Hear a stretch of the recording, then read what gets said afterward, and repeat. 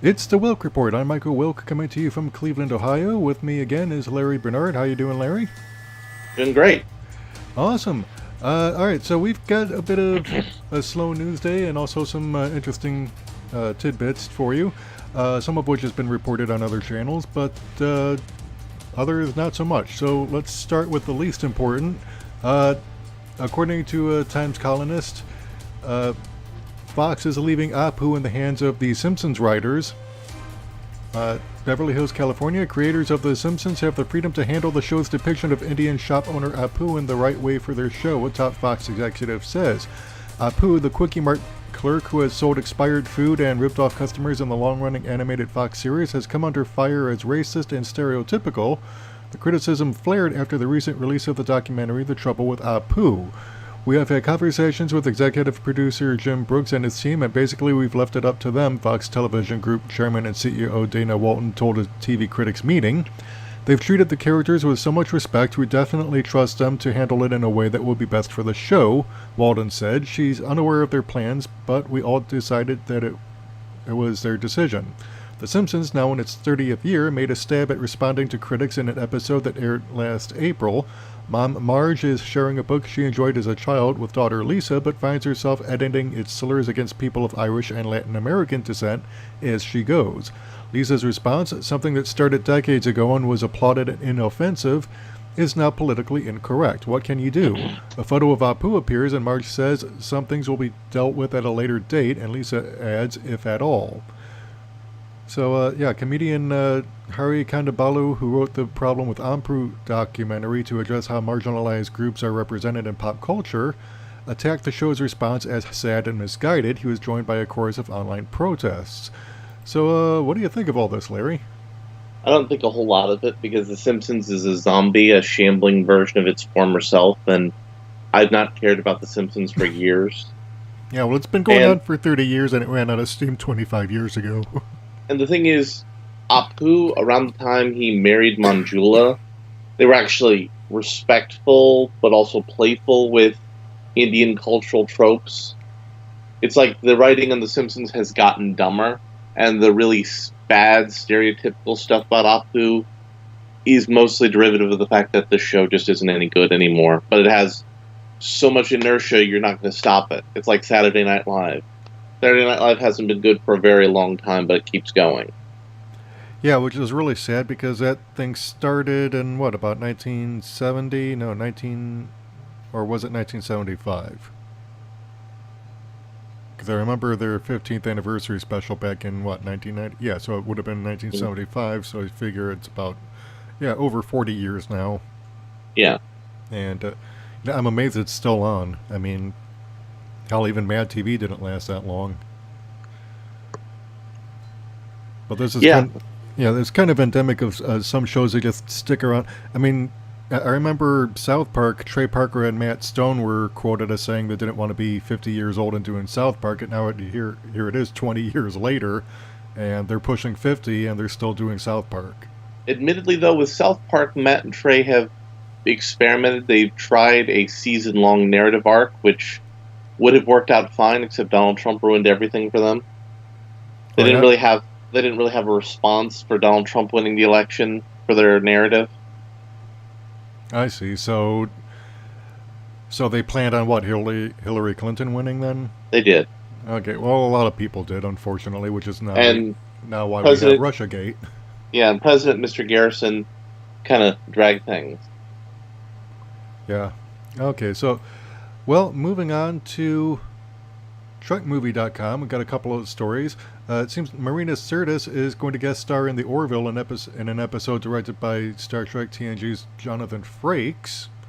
And apparently she let the cat out of the bag with a post on her Twitter feed showing herself on set with Frakes and Seth MacFarlane. But, yeah, we've got a lot of Star Trek The Next Generation alumni taking part on a show that was Mhm. inspired and is basically a love letter to Star Trek The Next Generation. I'm kind of and loving it.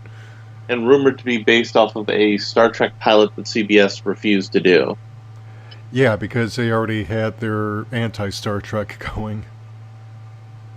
Which is, to me, that's kind of nuts because you've got uh, someone who actually is coming to you and saying, "Look, I've got something that fans will love, that it respects material," and they went with something that deliberately goes out of its way to disrespect the original material. I don't get it.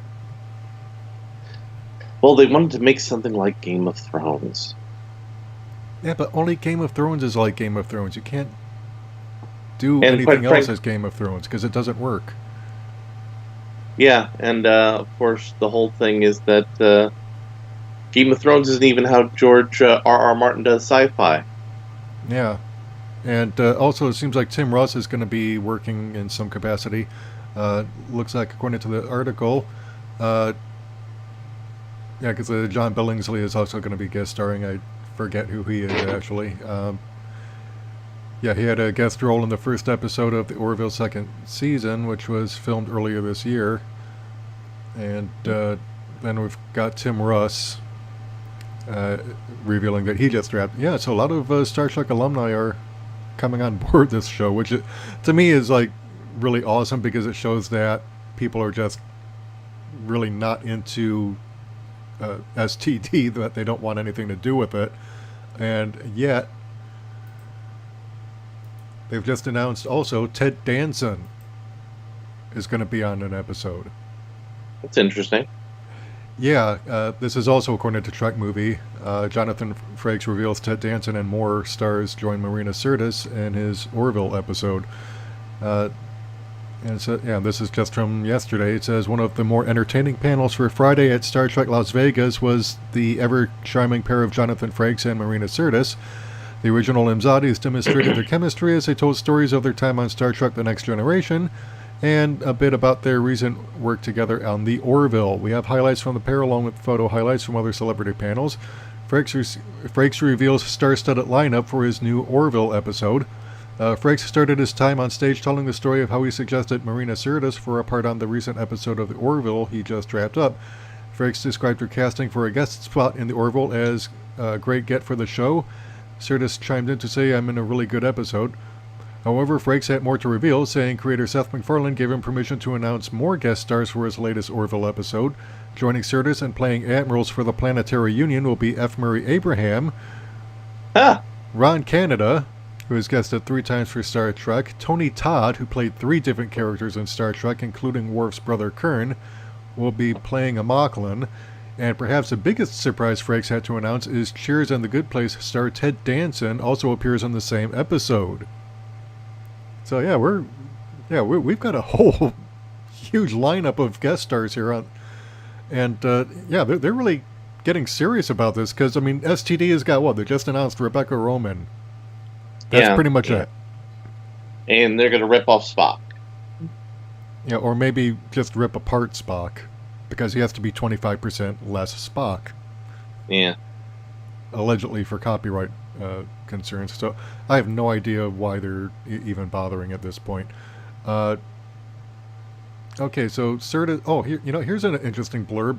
Sirtis says Denise Crosby leaving saved her job. When moderator Matt Mira commented that it seemed to take a long time for the Star Trek The Next Generation show to figure out how to use Marina's character of Troy, she quipped back that there were scenes she felt decorative. She also recalled how she believed she was going to be fired during the first season. And the quote says, "If she can sense what is going on, we have to write her out. I was very insecure in the first season because they were always writing me out of episodes, and I went from being the favorite because when I was cast, I knew I was her favorite. Gene loved me. It was obvious I was her favorite, and it got to the point where if a producer saw me coming, they would turn around and walk away, so I knew my job was on the line. I was on the bubble." Sirtis said Majel Barrett, wife of TNG creator Gene Roddenberry, confirmed her suspicion years later. She recalled Barrett telling her that Roddenberry felt there was one too many women on the show and that you don't really need a psychologist. Sirtis believes that if it weren't for Denise Crosby leaving the show during the first season, she would have been fired, saying she saved my job. So I honestly did not know that before.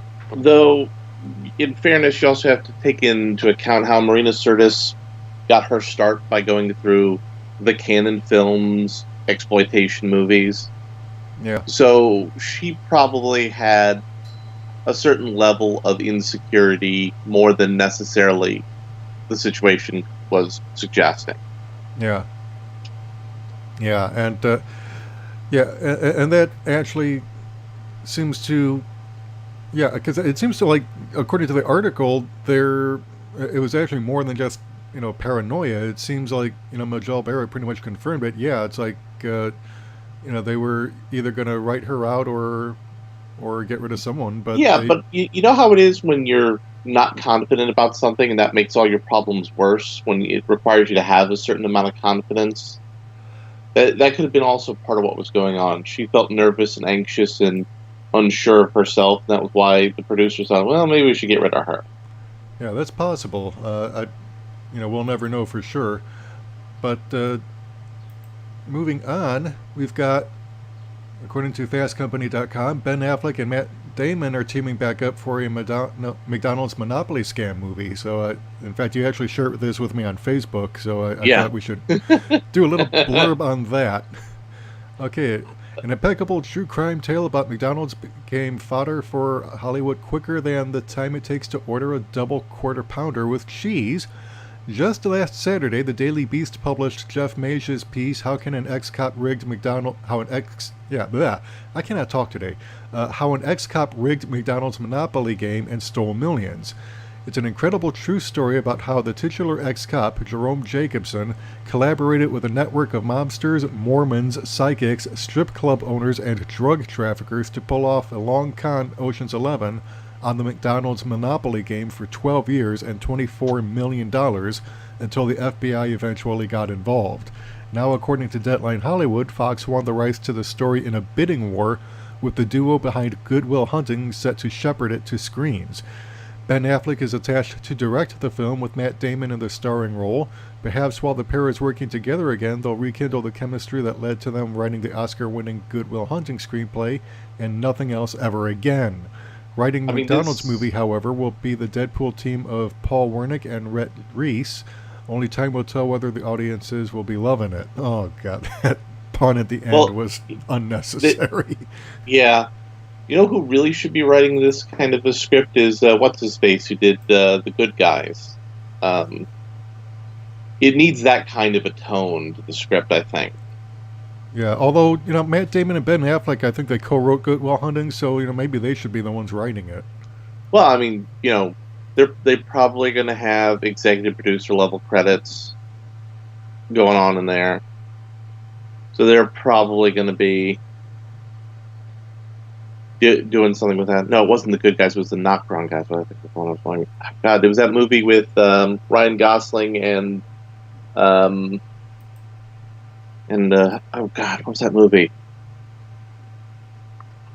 Anyway, yeah, I think that's not necessarily something that they can, not necessarily something that is in their writing wheelhouse, but I think this is definitely the kind of movie that Ben Affleck can do well.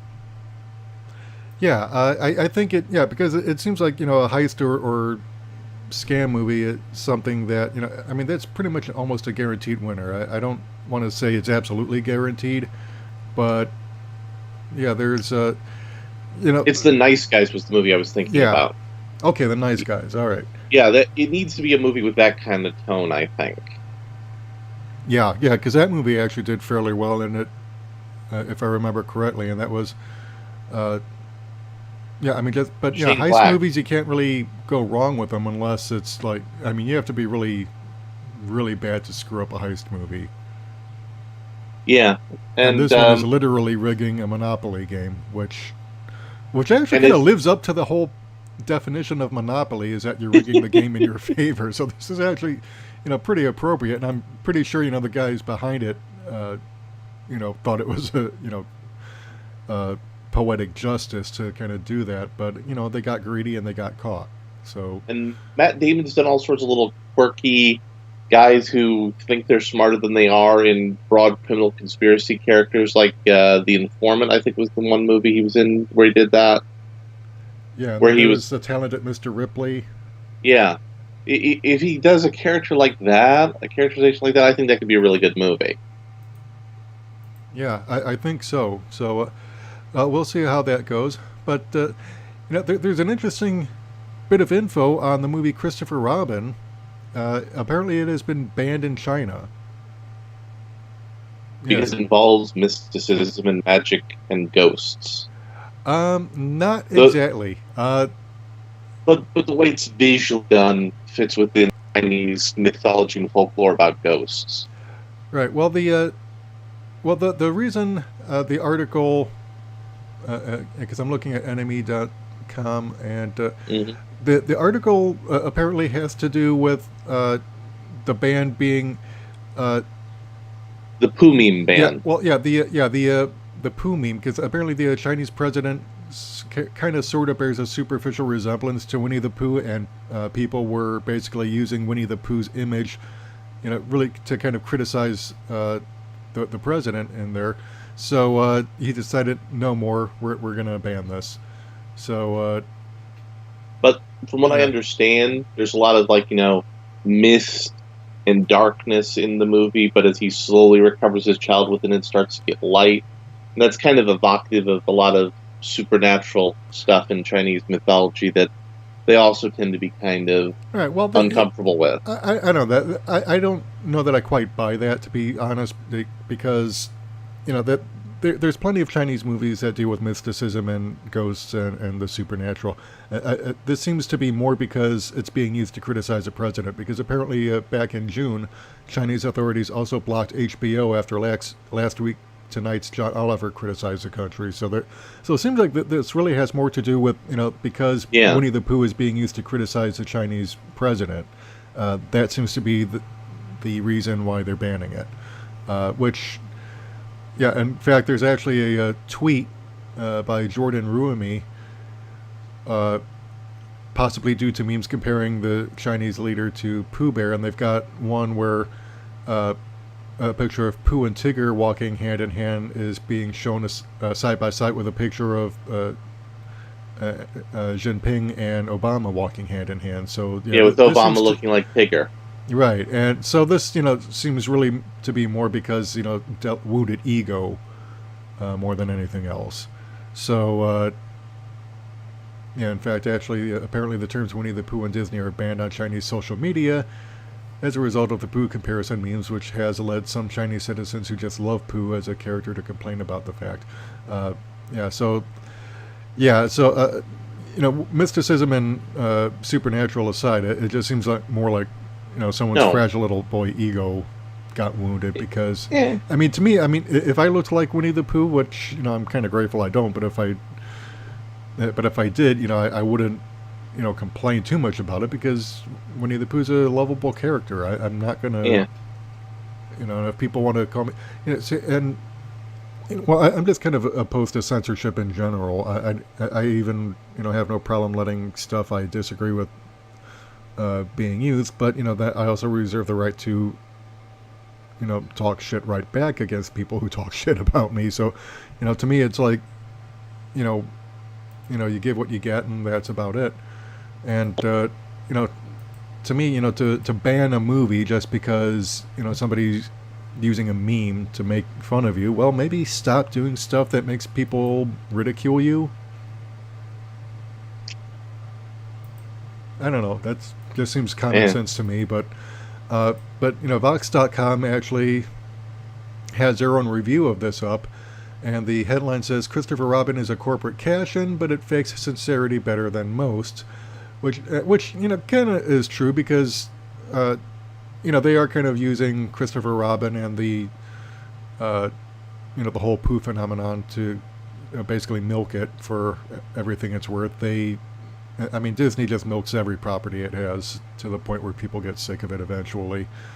But uh, It's an excellent weaponized version of nostalgia in the four quadrant movie space. We're going to make a movie about Pooh Bear that kids are going to like, but their parents, who also like Pooh Bear, are going to feel really sad about because it talks about adulthood, growing up, and facing depression and loss. yeah, yeah, and because it seems to me like there's there's a bit of nostalgia going on here, but at the same time, because you've got Ewan McGregor apparently playing the title role of Christopher Robin, although I seem to remember an early trailer for another Christopher Robin theme movie, or maybe it was another one where There's another one. It yeah, was about the author and his kid and how he wrote the book for the kid, and how the kid became famous because he based the kid as the template for Christopher Robin. Yeah, yeah, and yeah, I saw a trailer for that at the local cinema here, and yeah, I always meant to go see that, and I just kept putting it off, and I just headed out of theaters because usually if I don't go see it during the week, I'll go see it on the weekend. But I work during the week, 9 to 5 job, and by the time I get home from work, it's like, oh yeah, everything's you know already out of the theater, so screw it. Because I don't like going to evening shows. People get loud and they get noisy, and plus the prices are outrageous. But And that's why I like the fancy theater right down the road from my house. The evening shows, children are prohibited from going in because of the service of alcohol yeah, after certain hours.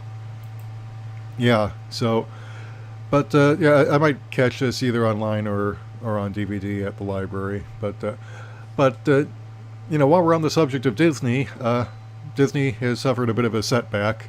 It seems they won't be able to stream Star Wars until 2024, which is about 6 years from now, according to IndieWire.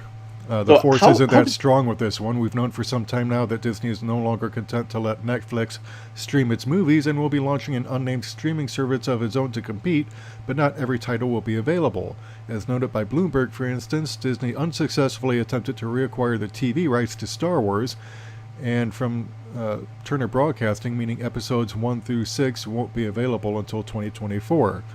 Turner, whose main cable networks are TBS and TNT, can exclusively air the 3 main trilogies and standalone entries on the small screen and online for another 6 years. The company would want financial considerations and programming to replace the lost films, according to Bloomberg's sources, and the talks have not advanced further. Turner paid around $275 million for the rights to Star Wars in 2016, which was before Disney finished plans for its own streaming service. At Comic-Con in July, the Mouse House announced that The Clone Wars would return for a final season on said service, which remains unnamed. They should just call it Hulu because they already have a streaming service they own now fully, nearly, and it's called Hulu. Yeah, that should, which is what I don't understand why they're, because why create your own if you already practically own another one? yeah, just say the exclusive Star Wars package is an extra $1 a month, and the exclusive Marvel package is an extra $1 a month. And you do it as an add-on to get people to come to Hulu. Right. Well, this, again, goes to, the streaming wars, because Netflix is really getting beat up. I mean, they lost net neutrality, so, ISPs are already, kind of putting a stranglehold on bandwidth for Netflix. They've been doing that for years off and on. But now it's really kicking into high gear. So unless you've got a really awesome cable connection, you're probably going to experience a lot of slowdowns on Netflix. And now, you've got Disney and CBS and all these other networks wanting to get their own streaming services going, and so they're removing the content. And so, but what did Disney think? Was there nobody who was the lawyer there who said, "Hey, listen, guys, we signed this contract with Turner, and unless we give them a lot of money, they're not going to give that up for nothing." Right. Well, I guess they figured, since they own Fox now, they've got a lot more bargaining power, and it's like, yeah, but you don't have your streaming service up and running yet. Wait until you actually have it before you start, deciding you're going to pull your content, because that means that is content that is not going to be seen, except maybe on the Disney Channel. But who watches the Disney Channel anymore? Because because the price of cable is through the roof. And also, realistically, if I were Netflix, I would, and I know that they are technically, I'd be developing some higher-end superhero-themed content to compete with what they're going to lose from Marvel. Yeah. And I'd try to find something of the caliber that they could produce a Star Wars type of content. Yeah. Yeah, and although, frankly, I don't really think that people are going to be, shaking their heads if Star Wars present trilogy and movies disappears from Netflix, because honestly, I still don't know anyone who really truly likes those movies, except maybe for a few trolls on Facebook and YouTube. But that's about it. And I suspect half of them are people who are paid to write glowing reviews for it from media.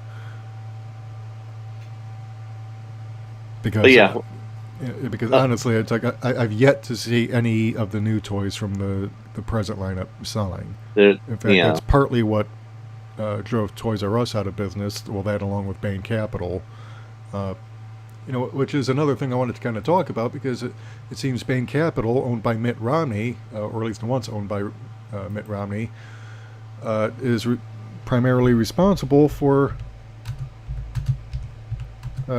what happened to Toys R Us, and that's according to theweek.com, how vulture capitalists ate Toys R Us. And this is an article by Jeff Spross.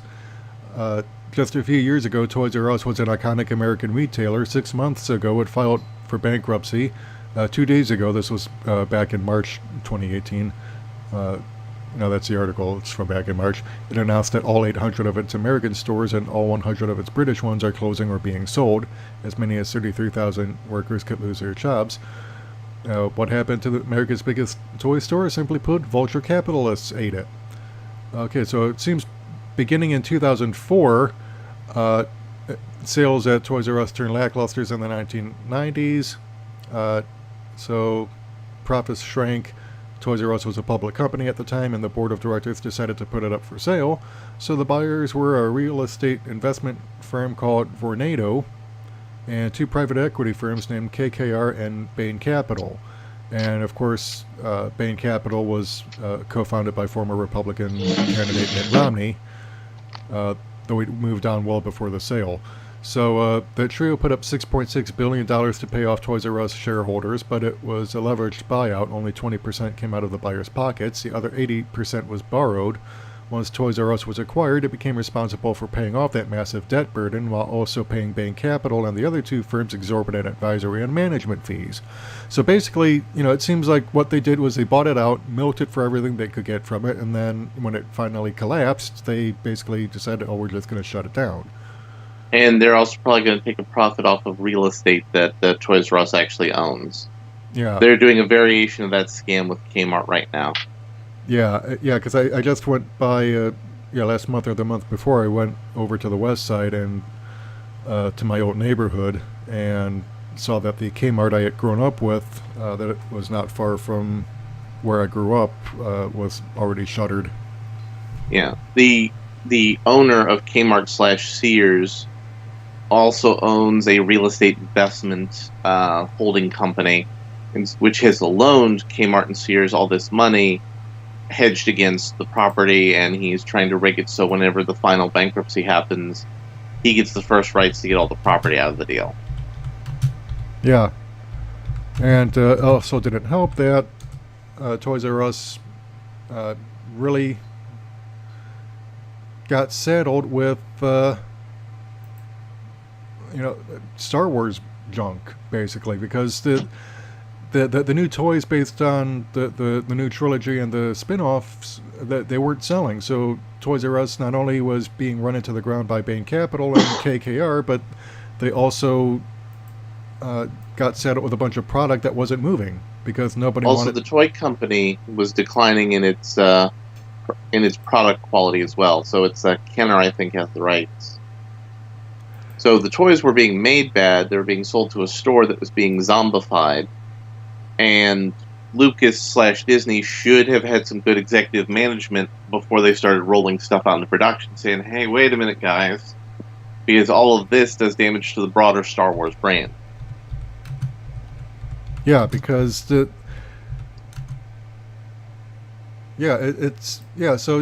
that seemed to me like kind of a double whammy because, in fact, back in March, Hasbro CEO says the Hasbro error was made with Kenner. Star Wars toys.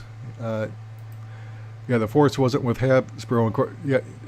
That pun is really kind of getting old. It's like the Force was not with Hasbro or Toys R Us. But the merchandising push, Chief Executive Officer Brian Goldner says the company made an error by releasing toys too far ahead of the franchise's most recent movie, The Last Jedi, that contributed to disappointing sales of the products during the holidays, a season that was already hurt by the bankruptcy of Toys R Us. The fact that we began to sell merchandise began to merchandise the film in September and the film came out in December was just too long a period of time to sustain retail interest. I'm going to call baloney on that one because if you think about it, sales of toys based on the original trilogy were still selling well. Yeah. And even the prequel toys still were selling well by comparison. So and the people buying those toys were also consumers who demanded a higher quality product. Right. Right. So it's a giant CF of problems that all filter together to lead to a failure. Yeah. Yeah. So, but yeah. So we're talking a huge cluster screw of stuff that's going on with Toys R Us because. Yeah, because I know world-class bullshitters keeps harping on how it was Star Wars that killed Toys R Us and basically pinning the blame for everything that goes wrong under the sun on Star Wars and Kathleen Kennedy, which it didn't help. Right. It didn't help. No, it didn't help. But but yeah, there are some things because the same thing happened with Hostess actually, because a lot of people were led to believe that Hostess was shut down because of union demands for higher wages, but it actually has to do with the people who own Hostess making a bunch of bad investments. And then when they got bought out, the workers, because the it just got blamed on the workers, and that really kind of ticked me off because the spin placed blame away from who actually drove it underground or under financially. Well, what's the old saying? Success has 1,000 fathers, but failure's an orphan. It's actually more like a game of seeing who the last person left standing is to claim to be the father of failure. Yeah. Yeah, so, it just seems to me like, 60 million, 50 to 60 million was, the debt was like 50 to 60 million was to outstanding trade creditors, $36 million in lease obligations, $850 million of secured debt outstanding, $75 million debtor in possession loan. So, yeah, I mean, and, the image describing the debt structure using a cupcake for some unholy reason was lifted from dealbook.newyorktimes.com. But it just seems to me like there's a pattern here of companies going ahead and being mismanaged. The corporations that own them make investments that go bad, or they also, get embezzled, or they just make really boneheaded decisions, and it just kind of it affects like things down the line. So now you've got Toys R Us being hit with a double whammy and going bankrupt and having to close, and I'm wondering what's next? I mean, is Amazon going to take a hit because it can't sell Star Wars toys? No, but Amazon's another factor in this. You have the whole Amazon effect that more broadly affects all retailers. People go to retail shops to see things so that they can buy them online either. When realistically, what they need to do as a business is to innovate and create a value that makes you want to go buy the product at the store. But that generally involves investment in employees and in resources that you don't necessarily have as quick a return on investment on. So it's mismanagement, but it's a broad-based mismanagement. And action figures, I don't know that many kids who play with action figures anymore. Most of them are into some form of an electronic thing on a phone or a tablet because everybody's giving their kid a tablet. So there really isn't the action figure industry itself hasn't really kept itself at pace and made it something that people are interested or invested in anymore. Yeah, and I'm not sure exactly what to say about all this, because it seems like, a lot of this is basically, just how capitalism works, but... Well, the thing is that if we want to go to strict capitalism, a strict capitalism would say, okay, I want to invest in these resources to give me a broader brand value, which means my company lasts longer. It's more short term, more transactional capitalism. Yeah. It's not about building edifices of economic value. It's about getting all the money you can for as quick as you can and getting out just at the right moment. Yeah. Well, speaking of right moment, uh, I just stumbled upon this article on theexpress.co.uk, and it looks like they're reporting that Kathleen Kennedy might be staying after all. Star Who wants Wars the boss. job? Right. That's the bottom line. If she's not fired, it's because no one will take the job. Yeah. So, yeah, last night a casting announcement for Star Wars 9 was published, and in addition to some exciting nuggets of info about the new film, it was confirmed that Kennedy is on board. This comes despite internet chatter that she could be about to step down after the polarized reaction to The Last Jedi and the disappointing box office performance of Solo. Star Wars Episode 9 will be produced by Kathleen Kennedy, J.J. Abrams, and Michelle Rejwan, and executive produced by Callum Green and Jason McGatlin, the statement read. Whether this means her presidency at Lucasfilm will stay intact remains to be seen, but this is certainly an encouraging sign that she is not going anywhere. I wouldn't exactly call it encouraging, more like discouraging. Or what it means is she's the head of the studio when the movie starts filming, so there could be some arcane rule that they have about who gets producer credits that says she has to get a producer credit. Or she could have provided stuff during the story process up to this point in the broader spectrum of Star Wars movies that she has to get a producer credit.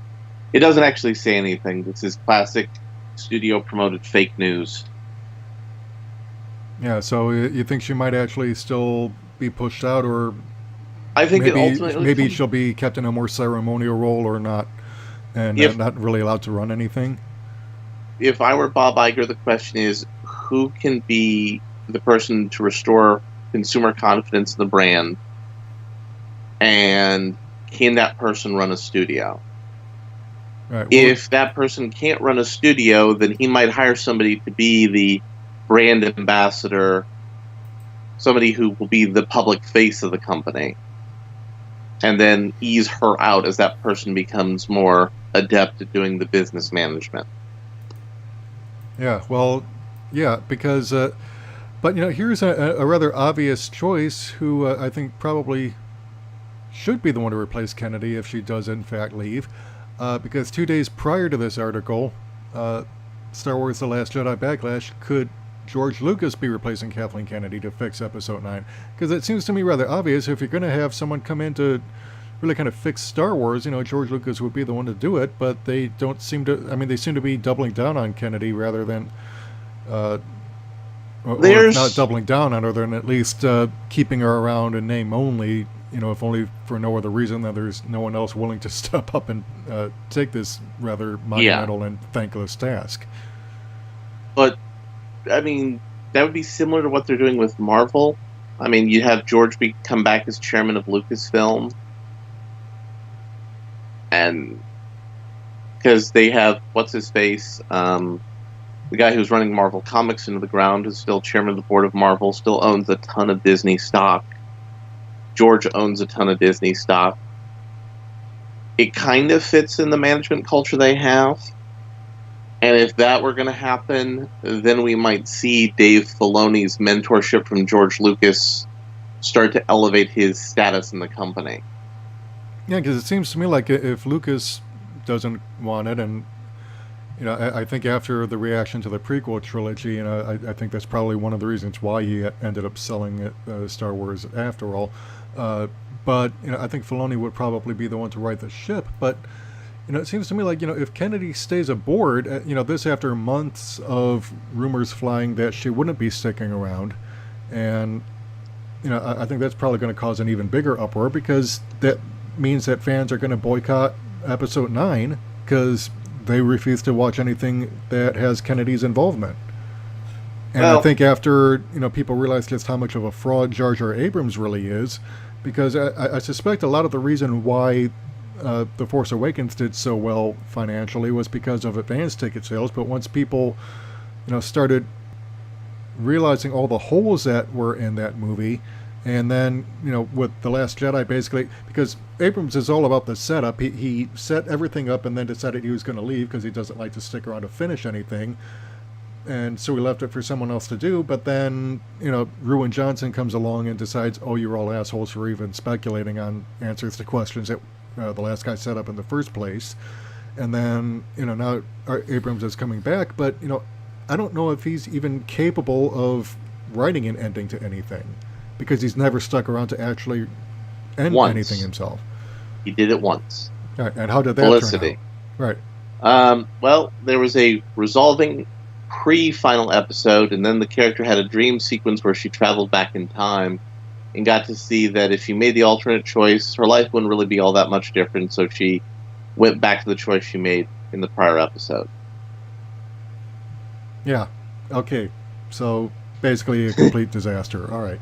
So I have a strong suspicion, especially with some of the rumors, that Abrams rewrote around the scenes of Carrie Fisher that they're going to incorporate into Episode 9, which is why some of the critics of the current direction of Star Wars are calling this movie Plan 9 from Lucasfilm.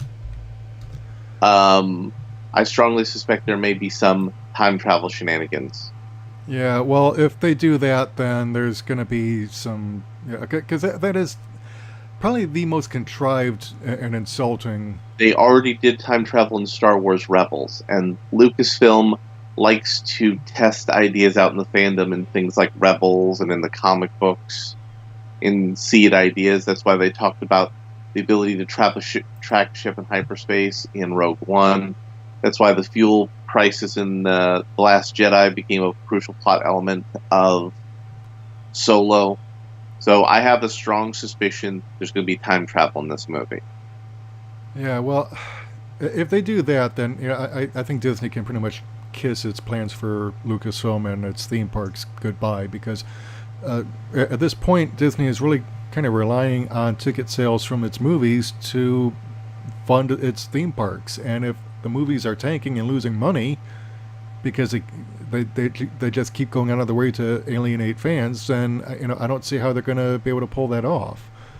So that's why I'm kind of surprised, and I hope the Express.uk is just pushing a bunch of rumors, because if Kennedy sticks around, that's pretty much going to be a no-go for... It's going to be a deal breaker for a lot of fans who are still angry.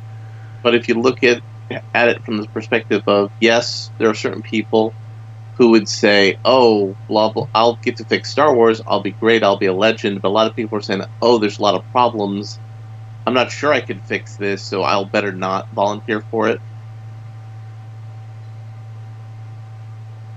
Yeah, well, all I can say is, I think Disney would probably do better just to say, look, we're going to... Because the way Johnson ended The Last Jedi makes it extremely difficult to pick up or ignore or alter things so that you can wrap it up, satisfyingly for Episode 9. And, so I think Disney at this point, they're probably just better off saying, look, okay, the trilogy is scrapped, Johnson's fired, Kennedy's fired, and, just take a few years off, let the fans blow off some steam, and But then somebody has to be responsible, right? Well, versus nebulous forces beyond anybody's control. Right, but here's what they need to do, though: is spend that time while the fans, kind of cool off, actually coming up with an actual plan that is viable, and some screenplays that are actually well written. I mean, granted, the original trilogy, the writing was kind of hit and miss, but it was pulled off by a team that was, that actually knows film, and that's because they love film. They have a passion for it. They gave a shit. Right. I mean, they were not prepared to have anything movies. less than 100% on this, and Disney is basically be content to treat this property like, oh, it's just something we can keep churning out like on a factory conveyor belt, and they just keep screwing it up. And that's the thing. There's no reason you can't churn it out on a conveyor belt, but you have to give a damn. Right. I mean, Kevin Feige's got a conveyor belt because he gives a damn. He gives a damn that the audience has a good time, that they produce a good product. He actually cares about developing more diverse aspects of the Marvel Universe. He actually cares. Right. And unfortunately, Kathleen Kennedy does not care, and that is part of the problem. But if the rumors are true that Iger did in fact call Kennedy in for this conference, where he basically ripped her a new one in front of all the other major property owners, property heads like Marvel Studios, because hey, Marvel's been doing the diversity thing, and no one's really complaining too much about that. So what's the problem with Kathleen? Well, it's because she's hiring people who are complete assholes to the fans and who are making movies that people don't like. And also, she's hiring people to make serious management decisions that don't have a lot of actual writing and creative credits to their names. Right. Whereas the people Feige is hiring, they're vetted, and they've, even the ones who are art house directors, they are still people who have the directing and writing chops under their belts. I mean, hell, Thor was originally directed by Kenneth Branagh, who's like a Shakespearean actor and director, and who actually got the dialogue right, because you know how in the original comics Thor talks like he's out of a Shakespeare play much of the time. Well, that was why Branagh was perfect for the first Thor movie. The second Thor movie, Yeah, well, that was kind of hit or miss, but still, I mean, Branagh actually had the the directing chops to pull that off, though, and I think if anyone could have done it, he could have, because Thor is a very difficult character to try to adapt because of the language issue. I also don't think Marvel has ever really gotten into a good spot with Thor where they really have explored the concept well enough. I don't think the comics have ever really gotten into Thor's full potential. No, they haven't, and this horror, this whole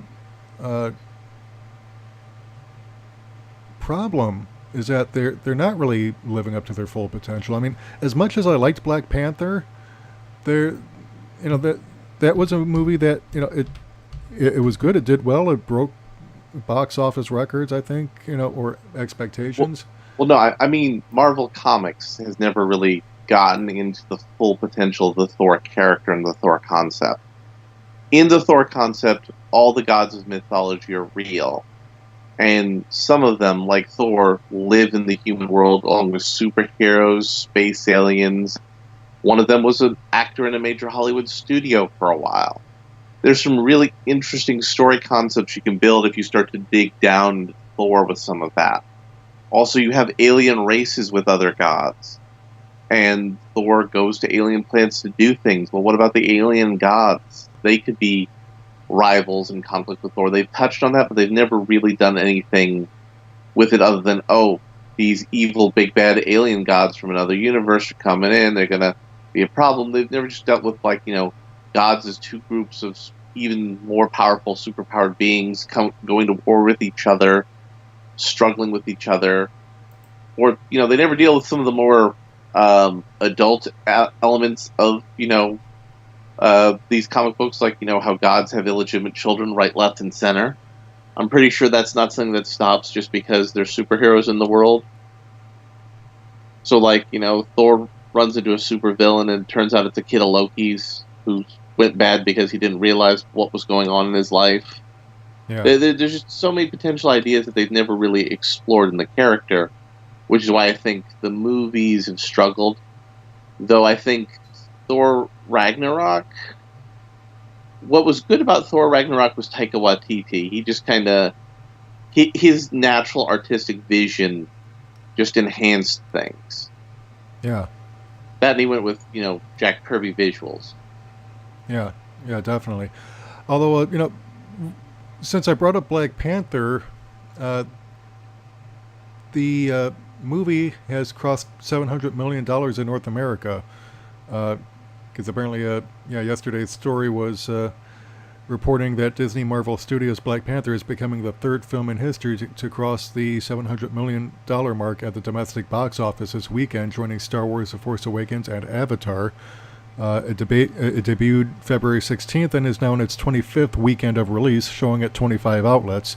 It grossed $16,000 on Friday to take the gross to $699,985,026 on its 169th day. Disney launched the DVD and video on demand sales in May.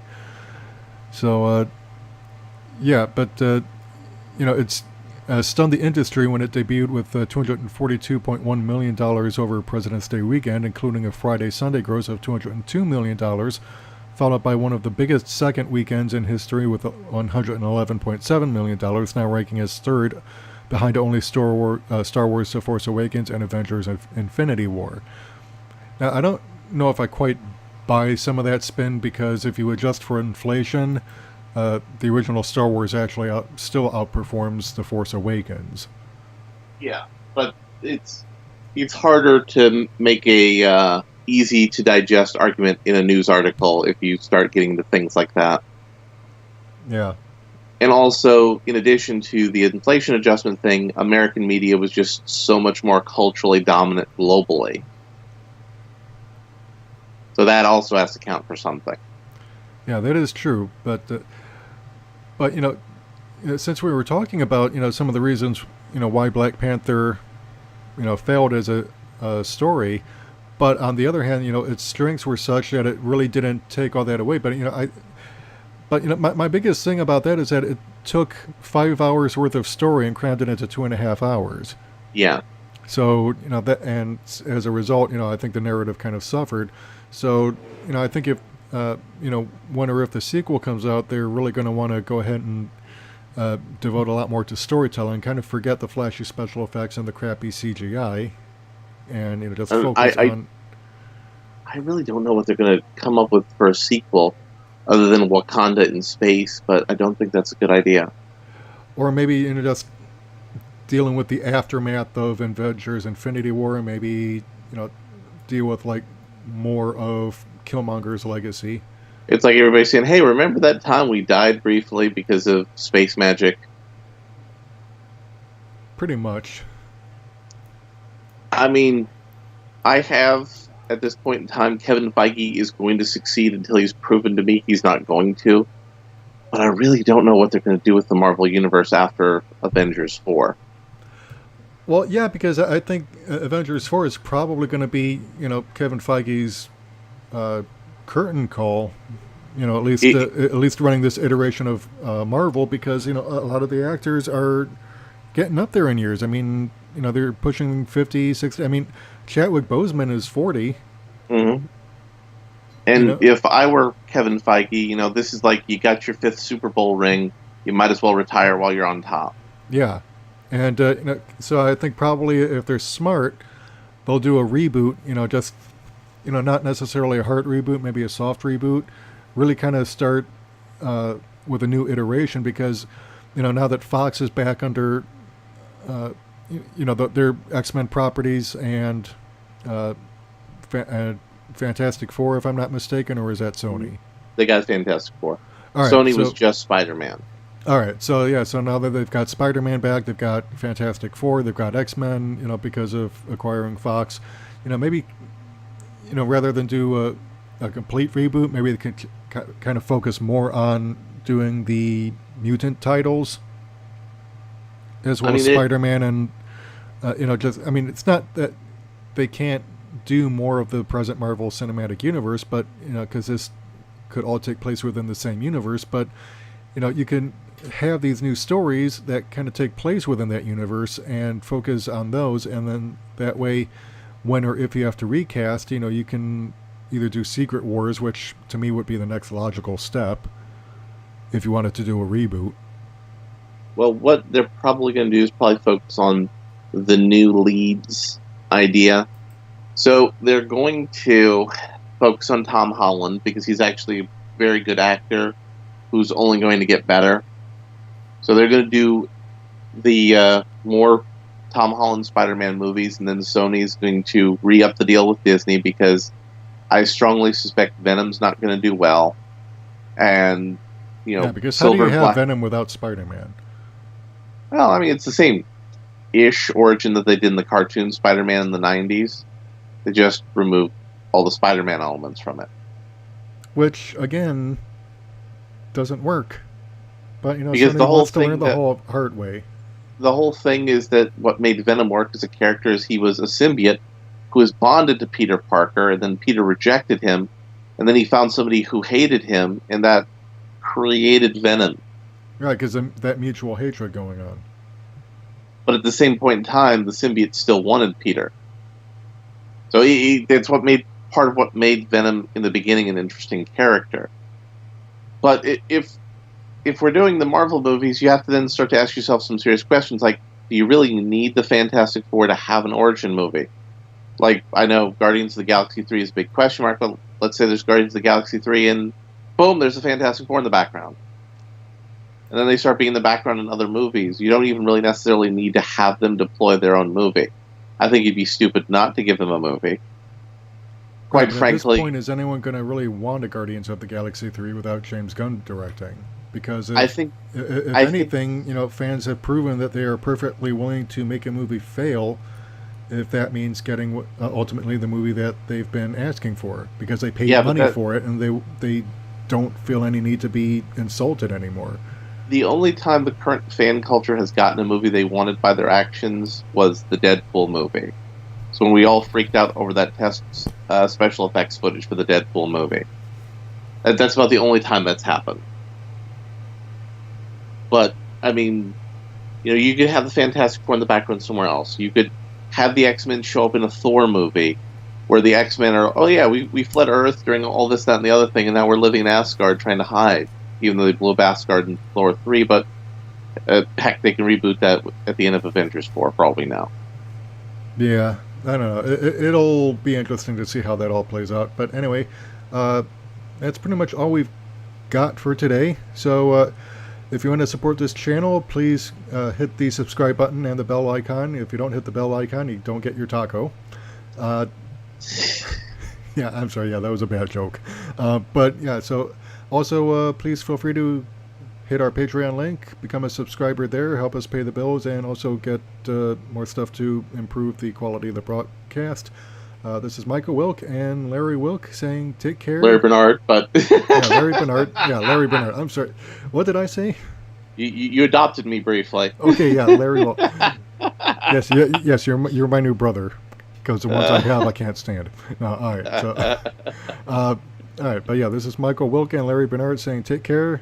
Good night. We're out.